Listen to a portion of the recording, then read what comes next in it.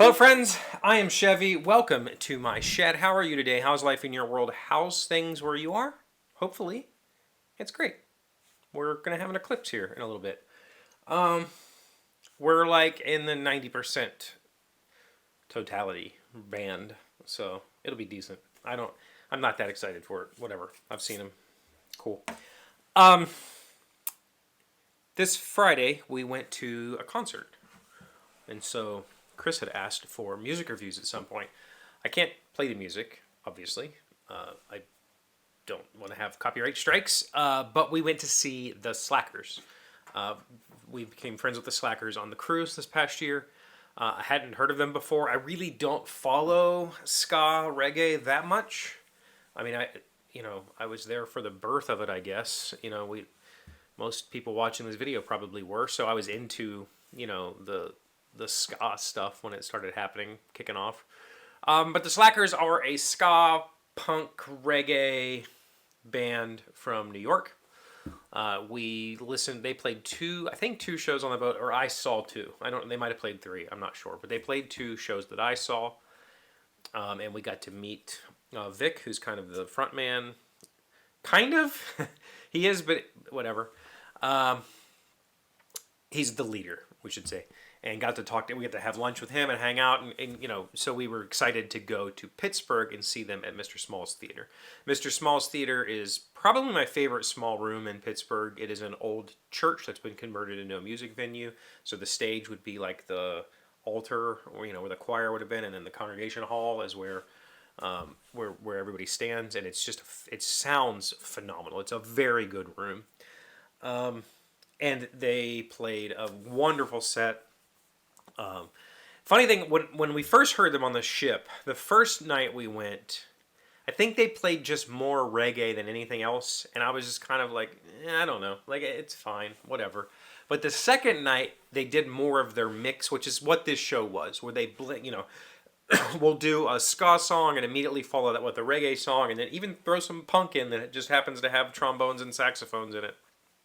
And it's a really high energy, fun set, and so it gets kind of blended and mixed up. And that's what they did, and it was really good. So if you're into that kind of bigger band sound, that like 6-man, have a brass section and a piano player and all that sort of stuff, I could highly recommend the Slackers. I will say, however, I like their live sound better than their recorded sound, and I feel that way with a lot of the kind of punk groups. I enjoy the energy and the rawness of a live recording, and a lot of times when these kind of groups get into a recording studio, it tends to be a little bit over-engineered, and I feel that way about a lot of the Slackers' recorded stuff. It just feels a little bit more produced than it needed to be. The live show, though, phenomenal. If you get a chance to see it, go see it. So they are on tour right now. Friday was the second show. So they played somewhere else north of Pittsburgh and then came down for Friday night show. And it was phenomenal. They're touring with a group that I'd never heard of called The Operators. The Operators are, again, kind of a ska punk. I don't know if I would say reggae, but I definitely feel like they played a reggae song. Very familiar sound to the Slackers.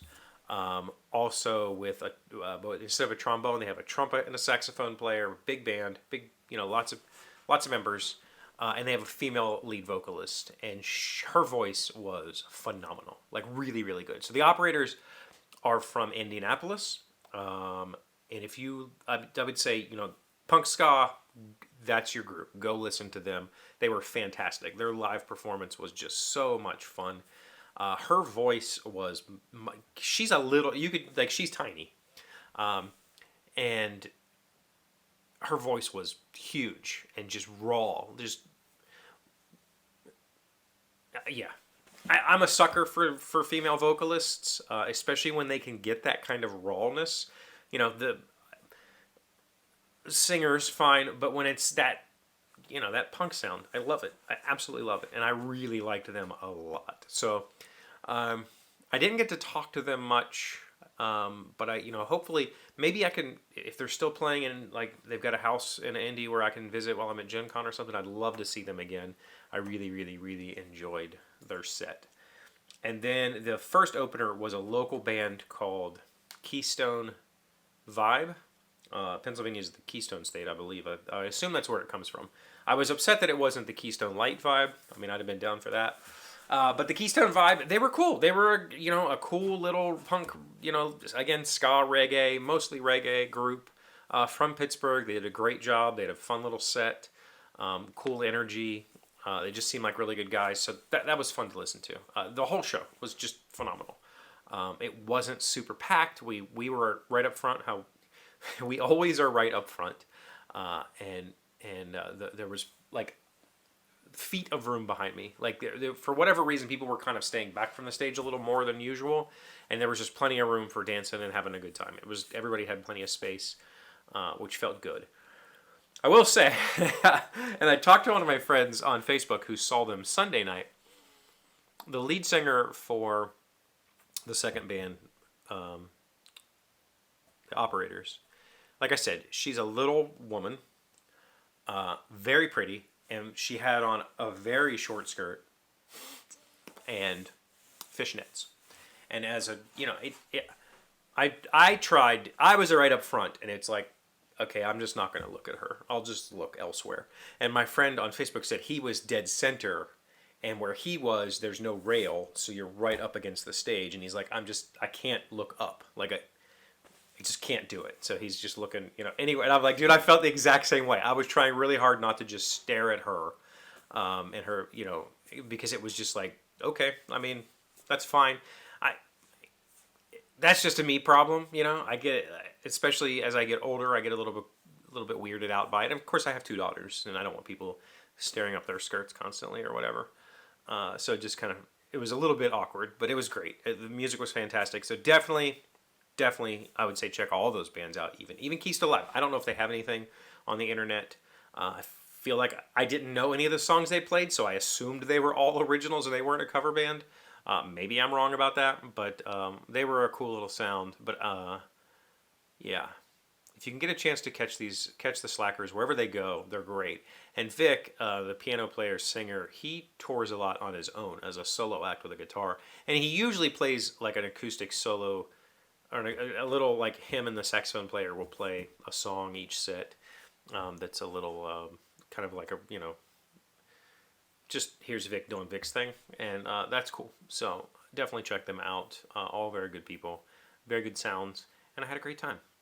There you go, little music review because Chris asked for it. Otherwise this weekend, well, we'll talk about it tomorrow. It was pretty lax, but there is going to be softball tonight. We actually have softball every night this week. So, assuming the rain doesn't happen and then the world doesn't fall apart during this eclipse, I'll be at a softball game tonight and then every night this week. So I'm going to be busy, but that doesn't stop me from putting out videos. So we'll talk about everything else that happened this weekend and books I've been reading and all that sort of stuff. Thank you for being here as always. Thank you for liking, commenting, subscribing, being amazing friends and wonderful people. If you have episode ideas, let me know in the comments. I forget how I end the show. See you tomorrow.